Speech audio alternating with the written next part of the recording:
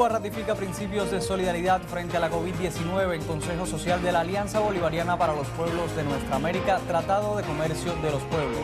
Autoridades cubanas reiteraron el compromiso de sostener intercambios científicos y asesorar estrategias de enfrentamiento a la pandemia.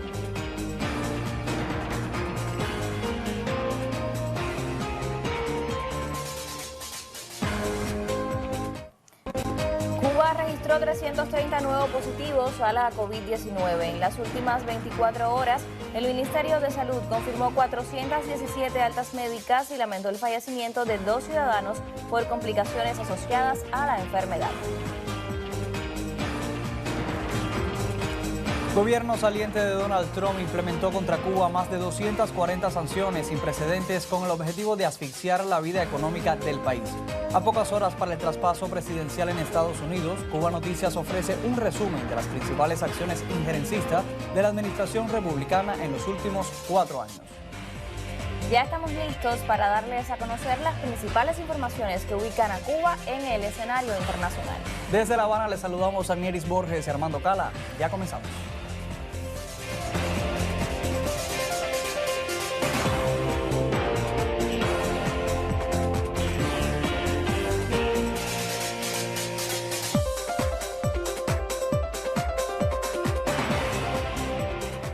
Ampliamos titulares. El Consejo Social de la Alianza Bolivariana para los Pueblos de Nuestra América, Tratado de Comercio de los Pueblos ALBA-TCP, se reunió este martes de manera virtual para unir voluntades en el enfrentamiento a la COVID-19. En ese contexto, Cuba ratificó sus principios de solidaridad regional frente a la pandemia y expuso sus principales resultados desde la ciencia. Repasamos a continuación algunos de los acuerdos tomados por los miembros de ese mecanismo regional. Bueno, la necesidad del imperativo apoyo de la Organización Mundial de la Salud para que los Estados miembros del ALBA-TCP tengan un acceso equitativo a la vacuna centró el debate en el encuentro online. El Consejo Social del Bloque Regional acordó fortalecer la capacidad de los servicios hospitalarios, afianzar la coordinación entre salud y educación superior para la gestión de programas de formación de profesionales en campos de la clínica y la salud pública y construir un inventario con la información de laboratorios públicos y productores biológicos de América Latina y el Caribe. Asimismo, por Cuba, tuvimos que la vicetitular de Salud Pública, Regla Angulo, se refirió a las capacidades en términos de infraestructura, organización y capital humano del sistema de salud público de la isla, que junto a la utilización de productos, equipos e insumos de la industria médico-farmacéutica y biotecnológica cubana, pues han supuesto determinantes para hacer frente a la pandemia. Durante el encuentro, el ALBA-TCP acordó la creación del Fondo Humanitario para la adquisición de vacunas contra la COVID-19 y el Banco de Medicinas para contribuir al mejor acceso de estas entre países miembros. Así lo destacó en su cuenta oficial de Twitter el viceministro de Exteriores de Cuba, Rogelio Sierra. Vamos con otras informaciones y es que Cuba registró 330 nuevos casos positivos a la COVID-19. En las últimas 24 horas el Ministerio de Salud confirmó 417 altas médicas y lamentó el fallecimiento de 2 ciudadanos por complicaciones asociadas a la enfermedad. Los datos fueron ofrecidos en conferencia de prensa, a la que usted puede acceder en vivo desde nuestros perfiles de Facebook y YouTube. Veamos un resumen del comportamiento de la enfermedad en la última jornada. La mayor de las Antillas acumula ya unos 18.773 casos confirmados de COVID-19 desde los primeros reportes de la enfermedad en marzo de 2020. En la última jornada se registraron 417 altas médicas y 2 fallecidos. El panorama sanitario sigue siendo complejo, por lo que las autoridades del país extreman medidas en los territorios más afectados y se implementan nuevos protocolos en los aeropuertos. Del total de casos diagnosticados ayer, los 330, 304, el 92,1%. Fíjense que este porciento se va incrementando. Tienen como antecedente el ser contacto de casos confirmados.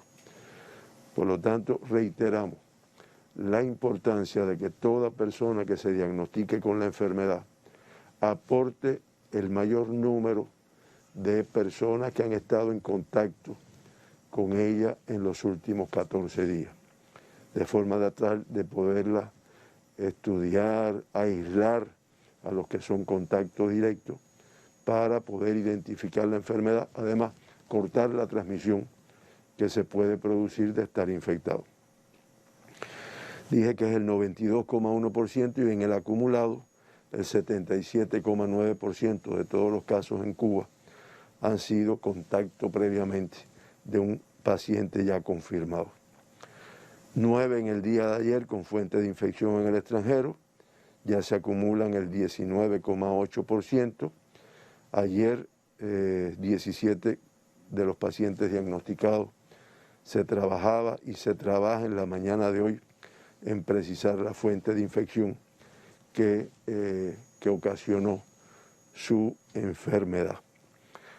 El 6% de los pacientes diagnosticados ayer están vinculados con viajeros internacionales y el 61,5% de todos los diagnosticados desde el 15 de noviembre hasta la fecha, pues también están relacionados con viajeros internacionales. De las nuevas 330 muestras positivas, 38 corresponden a menores de 20 años, de ellos 29 en edades pediátricas.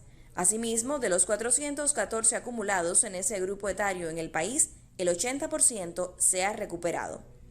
En estos 10 meses de contingencia sanitaria, la nación caribeña acumula 1.713.810 muestras realizadas. Y miles de trabajadores de la salud en Cuba se suman a la intensificación de la vigilancia epidemiológica con el objetivo de frenar la propagación de la pandemia de la COVID-19. A una de estas profesionales del sector nos acercamos en el siguiente trabajo de Prensa Latina Televisión. La doctora Eileen Sánchez forma parte de los miles de trabajadores de la salud que llevan cerca de 10 meses en la línea de batalla contra la COVID-19. Su labor de 16 años en el consultorio 15, perteneciente al Policlínico Antonio Maceo del municipio habanero del Cerro, le ha llevado a tratar a centenares de pacientes, aunque según dice, este año se desmarca de cualquier otro. Como ella, muchos en toda Cuba han puesto su conocimiento y entrega en función de salvar al país de una pandemia cada vez más peligrosa. Ha sido sin descanso, la vigilancia epidemiológica, las pesquisas, con todas las acciones de prevención, cuando hubo que administrarle a la población las gotas con el Prevengovir, la vigilancia de los casos sospechosos, la revisión de los sospechosos, el seguimiento a su vez de los confirmados, cuando se cambiaron los protocolos, el seguimiento de los viajeros ahora cuando hubo la reapertura del aeropuerto, el seguimiento de los ingresos en el hogar de estos viajeros, de sus conviventes y sus familiares, todo es labor del médico y la enfermera de la familia. Durante el recorrido matutino que la doctora Eileen hace a diario, al que este equipo la acompañó, es prioridad evaluar cualquier síntoma asociado a la COVID-19. Incluso visita a los familiares de su único caso positivo en el área. Solo 3 pacientes con el nuevo coronavirus ha tenido en estos meses fruto de un seguimiento y prevención constante. Momento de una primera pausa en Cuba Noticias. Efectivamente, y al regreso le proponemos más informaciones del acontecer nacional, así que usted quédese con nosotros, será el volver.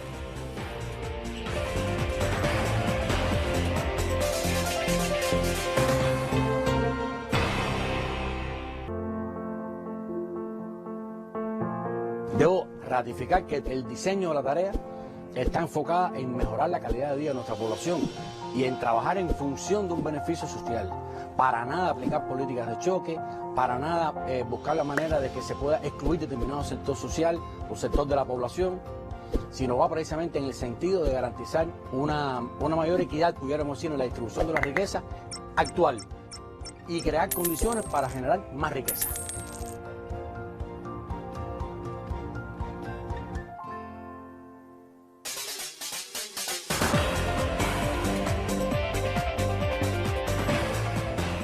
Y lo decíamos en uno de nuestros titulares, desde su llegada al poder en enero de 2017, el gobierno de Donald Trump implementó contra Cuba sanciones sin precedentes, las cuales sobresalieron por su hostil sistematicidad y que al día de hoy superan la cifra de 240 medidas. Cuando restan menos de 24 horas para el traspaso de poder en Washington, las miradas se centran en cuál será la postura a seguir por el gobierno de Joe Biden y Kamala Harris en relación a La Habana.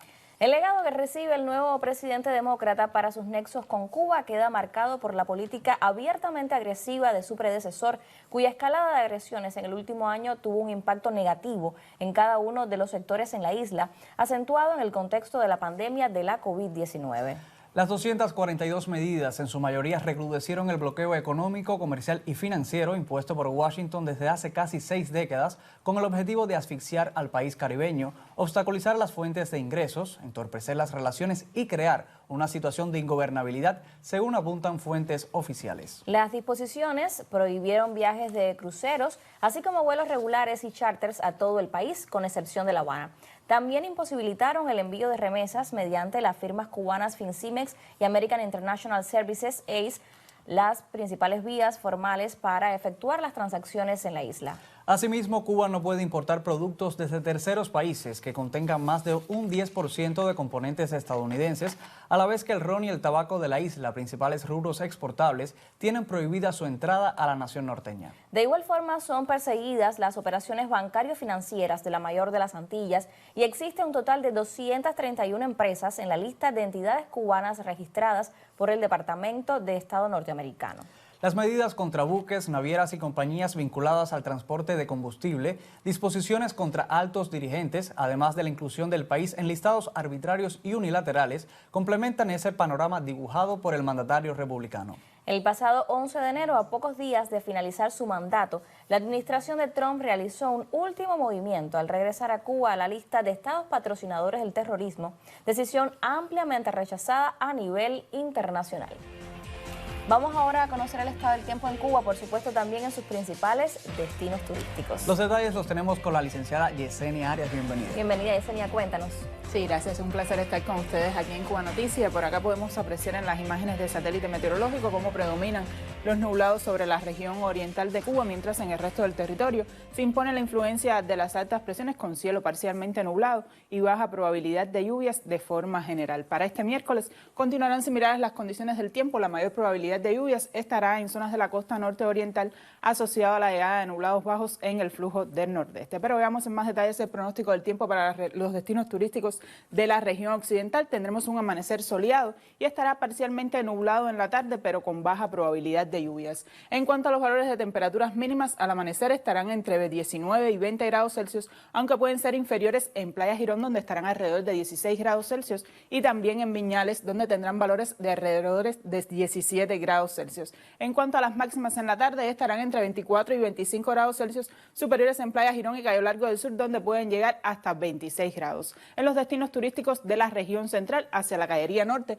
tendremos un amanecer parcialmente nublado y nublado en ocasiones con aislados chubascos y lluvias. En el resto de los destinos turísticos tendremos un amanecer también nublado y parcialmente nublado en la tarde con baja probabilidad de lluvias. Los valores de temperaturas mínimas alrededor de 22 grados Celsius hacia zonas de la costa norte, mientras en Santa Clara 16 grados Celsius, 18 en Trinidad y 19 en Camagüey. En cuanto a las máximas en la tarde, algo más cálidas, alrededor de 26 grados Celsius hacia la Cayería Norte y superiores en Santa Clara, Trinidad y Camagüey, donde estarán entre 27 y 28 grados Celsius. En los destinos turísticos de la región oriental, como ya les comentaba, estará la mayor probabilidad de lluvias y principalmente en Playa Guarda la Vaca y en Baracoa, donde estará parcialmente nublado y nublado en ocasiones con algunos chubascos y lluvias. En Bayamo y Santiago de Cuba estará mayormente nublado, pero con baja probabilidad de lluvias. Los valores de temperaturas mínimas entre 20, 21 y 22 grados Celsius y las máximas en la tarde alrededor de 28 grados Celsius en zonas costeras y 31 grados Celsius en Bayamo y Santiago de Cuba. En cuanto a la salida del sol en La Habana para este miércoles, tendremos que será a las 7 y 12 minutos, la puesta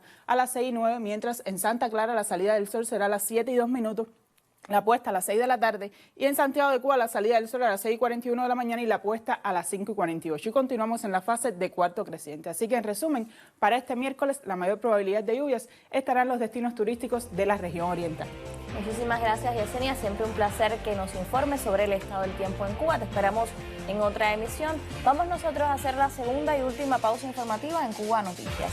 Al regreso, la actualizamos del acontecer cultural y deportivo en esta isla del Caribe. Quédese con nosotros, enseguida estamos de regreso.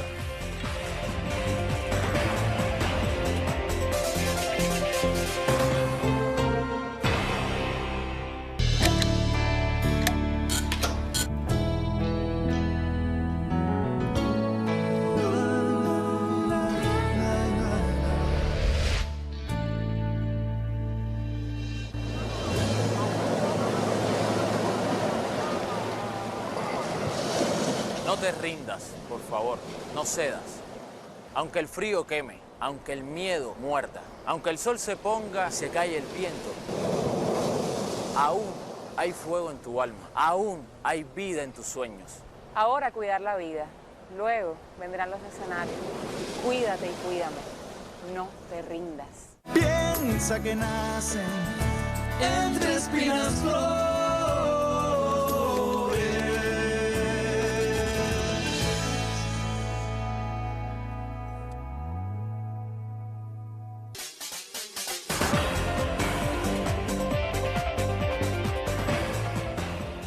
Y es tiempo para los deportes en Cuba Noticias. Asimismo, hoy hablamos del béisbol masculino, pues Cuba, los exponentes de este deporte reciben minutos de acción en diferentes clubes de Europa con el objetivo de avanzar en su crecimiento profesional y aportar a la selección nacional. En esta ocasión, el periodista Duanis Hernández nos acerca el desempeño de los jugadores con participación en el torneo de Italia. Cuba sigue mostrando el talento de sus jugadores en las diferentes ligas del voleibol, pero sobre todo la Armada cubana destaca en el primer nivel de Italia. Echemos un vistazo a los saques y remates de los cubanos en el país europeo. En la última jornada de la Superliga Italiana, los dos principales elencos ganaron sus respectivos encuentros con protagonismo antillano. El Perugia derrotó 3-1 a la Alianza Milano, con parciales de 25-18, 23-25, 25-16 y 25-21, con gran destaque ofensivo para Wilfredo León, quien fue el máximo anotador del encuentro con 27 puntos. Por su parte, el club de los cubanos, la Lube Civitanova, derrotó en tiebreak al Módena con parciales de 25-20, 28-30, 25-19, 16-25 y 15-10. Robert Landy Simón fue elegido como el MVP del encuentro con 15 unidades. Yoandi Leal marcó 18 puntos, mientras que Osmani Juan Torena sumó 16. El jovencito Marlon Young, como jugador de cambio, también rayó la tarjeta con par de anotaciones. Después de estos resultados, el Perugia comanda el torneo con balance de 16-3 y 49 puntos, secundados por la Lube con 16-2 y 43 unidades. En la próxima jornada, el Perugia se enfrentará al Módena, que se encuentra en séptimo lugar, mientras la Lube Civitanova se las verá contra el Boli Cisterna, colero del torneo. En las estadísticas individuales, los cubanos se roban el protagonismo. Wilfredo León se erige como el jugador más completo del torneo y se ubica segundo en puntos por set, en ace y ace por set. Por si fuera poco, es tercero en ataques efectivos y sexto en efectividad en el ataque con el 49,55%. Para completar su universalidad como jugador, se ubica octavo en recepciones excelentes con 101. Por su parte, Yoandi Leal es tercero en ataques efectivos con el 57,51%, séptimo en puntos, octavo en puntos por set y onceno en ace y en ace por set. El veterano Osmani Juan Torena no se queda detrás con su quinto puesto en la efectividad en el ataque para un 52,54%. Es noveno en ace, onceno en ace por set y además se ubica entre los 20 primeros en puntos, ataques efectivos y efectividad en la recepción. Robert Landy Simón completa la buena faena de los antillanos al ubicarse en el 12º lugar en puntos por bloqueo. Los jugadores cubanos sobresalen en el voleibol italiano. Duanis Hernández, Cubavisión Internacional. Y de los deportes pasamos a conocer sobre lo que acontece en el panorama cultural cubano. La 36 edición del Festival Internacional Jazz Plaza inició este martes en transmisión en cadena por más de 130 páginas de Facebook a través de Streaming Cuba, el canal de YouTube del Ministerio de Cultura y el canal clave, pues es como se desarrolla el evento. En su primera jornada quedó inaugurado el Coloquio Internacional de Jazz Leonardo Acosta in Memoriam, que dedicó una sesión a homenajear a Miguel Failde en su centenario, tuvo un espacio para pensar el jazz desde distintas vertientes y ofreció una clase magistral a cargo del norteamericano Víctor Gómez. Además, en las jornadas pues se vivieron presentaciones musicales que estuvieron a cargo de Ruy López Nusa y César López, Habana Ensemble, así como Roberto Fonseca y Bobby Carcassés, y la descarga de jazz protagonizada por Pancho Amat, mientras que el espacio de música popular ofreció el concierto de Pupi y Los que son en la Tropical. Asimismo, el programa de Jazz Plaza incluyó este martes transmisiones de videoclip del género, una revista informativa y una conferencia de prensa. Bueno, y antes de culminar esta emisión, vamos también con otras informaciones del acontecer nacional. Y es que de manera sostenida la empresa avícola de Pinar del Río pues sobresale en el país para la producción de huevos de gallinas y el aporte de altos volúmenes de ese alimento a la capital cubana. Desde el montaje y puesta en funcionamiento de la nave automatizada para la crianza de ponedoras comerciales, la entidad ha superado el propio liderazgo al concretar cifras millonarias en los años de 2019 y 2020. Más cerca del desarrollo está la avicultura nacional desde el 2019 con el montaje y puesta en funcionamiento de las naves automatizadas de fabricación alemana para el propósito ponedoras. La moderna tecnología ha sido instalada hasta ahora en las provincias de Pinar del Río y Camagüey en ese orden y con resultados similares a los del primer mundo, pues aquí también se demuestra el valor genético de las gallinas cubanas Legor. Y nosotros la necesidad de la provincia de Camagüey para no tener problema de huevos es de 150 millones. Quiere decir, incorporándole los 14 millones, estamos en 140, 45 millones, estamos cerca del pronóstico que debe tener la provincia como tal para satisfacer su necesidad del 100%. La posibilidad que se nos está dando con la explotación de la nave 28 de enero que aloja más de 56.000 animales y las posibilidades que hoy estamos proponiendo al plan de la economía de seguir creciendo al menos en 2 naves más, daría la posibilidad de poder seguir aportando un mayor número de huevos al resto del país o hacerlo en este caso con la capital, que es uno de nuestros mayores clientes. El montaje y la puesta en marcha de la nave automatizada 28 de enero en Vuelta Abajo borró las huellas del desastre climatológico de 2008, generó empleos, mostró el desarrollo al que se aspira en la actividad avícola y superó las estimaciones económicas en producciones de posturas, conversión de alimento, huevo por ave y viabilidad. Yo nunca pensé de poder trabajar en una granja como esta, modernizada, como dicen, la nave de la inteligencia. En los más de 30 años que llevo en la avicultura, ¿no? Puedo decir que nunca imaginé que una nave estuviera en el mundo con tanta facilidad de trabajo, con tanta humanización. La alimentación, la recogida de huevos, la evacuación de las excretas y los demás procesos que en el resto de las naves se acometen de forma manual, aquí están automatizados. Cuenta con 4 sistemas de trabajo, un sistema de alarma, un sistema de ventilación, un sistema productivo y un sistema de administración. Son 4 sistemas, todos muy avanzados, donde le permiten cada uno de ellos verificar cualquier mecanismo de rotura que tenga la nave, cualquier dato que uno quiera poner a la computadora y revisarlo, y lo tienen. Ella te demora 7 días en hacer los cambios. Quiere decir que tiene una tecnología muy avanzada con respecto a todo lo otro que nosotros teníamos anteriormente.